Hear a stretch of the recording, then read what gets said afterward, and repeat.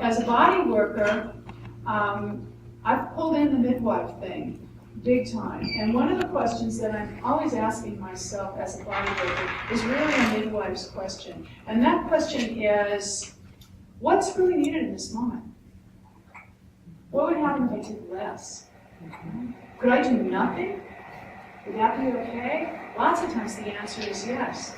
And I know that because the process of birth is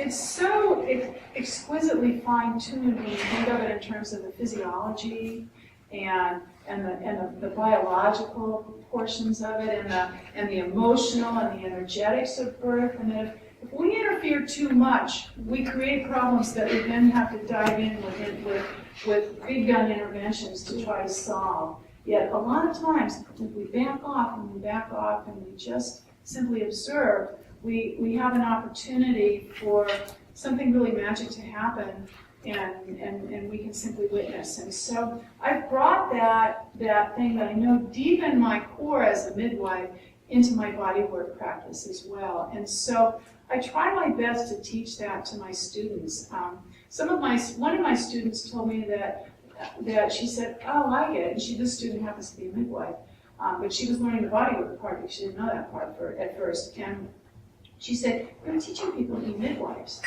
who also do some body work." And that's kind of my perspective.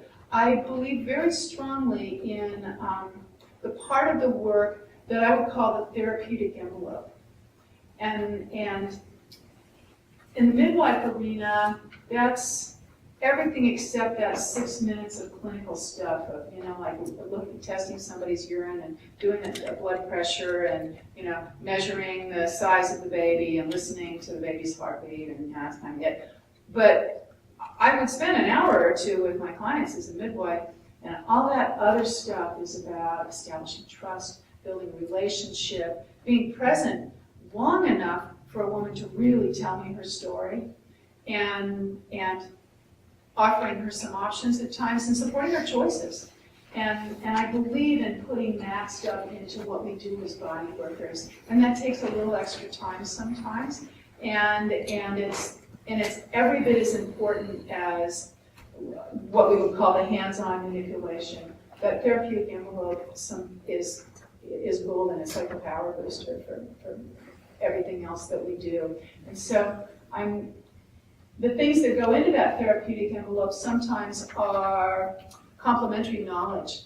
And that's what we're, I think, here to share this time.